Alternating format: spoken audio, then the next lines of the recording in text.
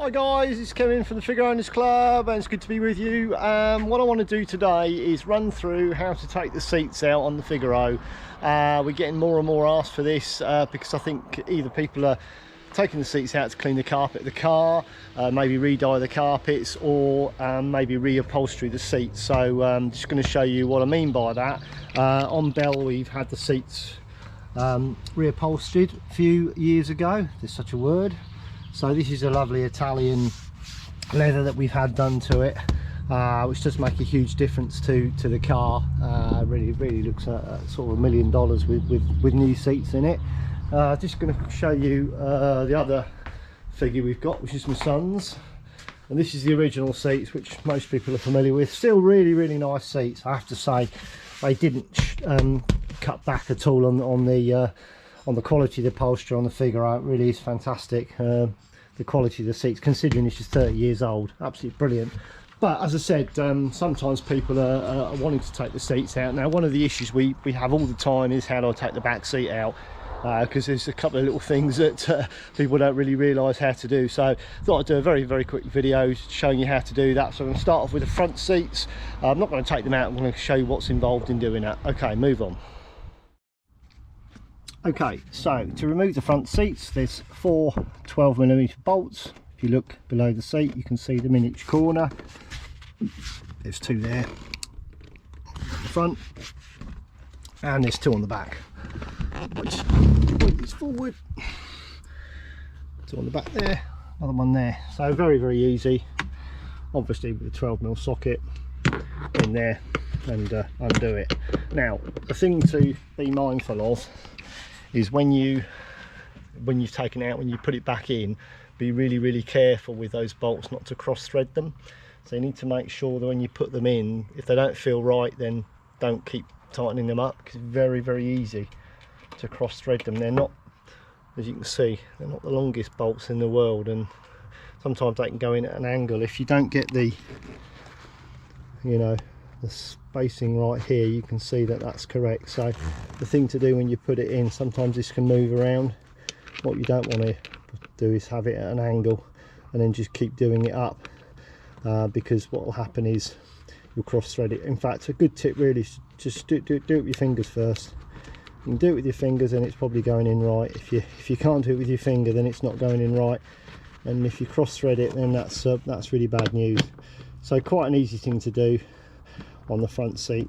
And one of the other reasons you might want to do that is we've got a video on the club site, which is one of the most popular ones we do, and that shows how to make the seat much firmer. So what I do is recommend using a carpet tile, funny thing, and some foam, 1-inch foam that you can get off of Amazon, Google, whatever. And the video is fairly intensive. It shows you how to take the seat out, turn it upside down, put it on a bench or a top, and insert the foam in the carpet tile to get a much firmer. You get a much firmer seat. Fantastic. So really recommend doing that if you've not done it before. You find over 30 years that the seats becomes really sort of more of a bucket, and you're getting lower and lower in the car. So right, okay, moving on to the rear seat now. Okay, so here we've got the lovely pleated rear seat, and what baffles people is they look under here and they're looking for bolts. There must be something under here, there's got to be something in this corner, and there's absolutely nothing. Well, I'll show you why that is. Okay, so here we go, bit of magic for you. First thing to do is make sure your 2 front seats are as far forward as they can be, obviously folded back. And what you want to do is get yourself in this position with your 2 hands, and around about the middle of here and the middle of there, you want to basically pull up. There we go, you can hear that click. There we go, that one. So why is that? Well, what they've done is they've used basically a saddle in the corners here, and it goes into a plastic clip that's connected to the chassis, and to stop the back of the seat rising up, it's got these saddles at the back here, as you can see. So what happens is this fits underneath the back, okay? So you sort of need a hand in there pushing it in, and then what you need to put it back in, you basically line it up. You can line it up with your fingers and then push it back down, but I won't do that. I'm going to move on to the next part, as you can see. So that's the structure of it. So basically it's a pulling up movement required on that.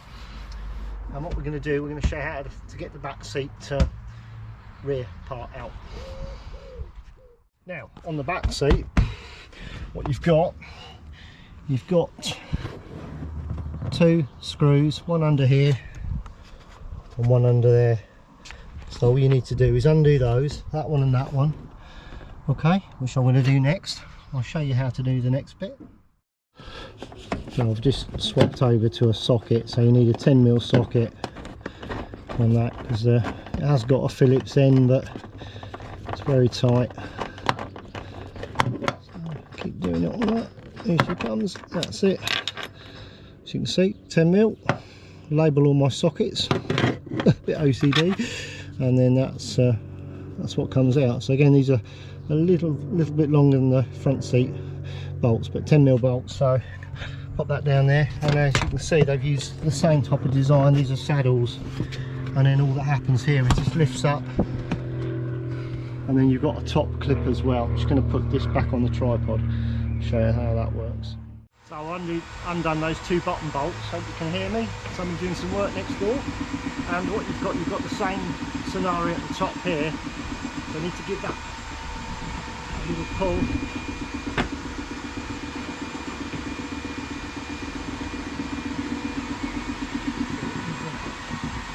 A little bit of a wiggle.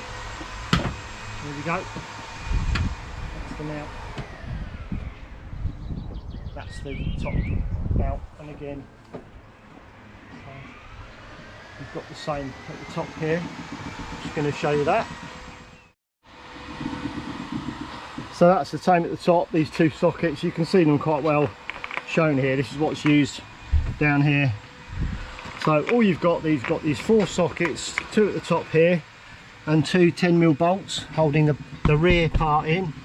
Then you've got two clips here, and that's it, holding the bottom part in, because it's kind of folded inside. So you put this one on first, the back one on first, and then you put the bottom one back in again. So I'm going to do all that and put it back together again. So just I'm going to video, you can see them. That's it, very easy. Clipped in there. Make sure you've threaded the safety belt bit through, and then I'm just going to bolt this back on. Okay, so put this back in, and what you need to do that is, as I said, position it underneath, make sure that rides up underneath it. So you need to give it a bit of a push. That's it, so it's gone. Those saddles have gone behind, and now you're looking to make sure that lines up. Yeah, I can feel that's fallen in there now, and that one has as well. So give it a push. There we go. And the other one. That's it. Done.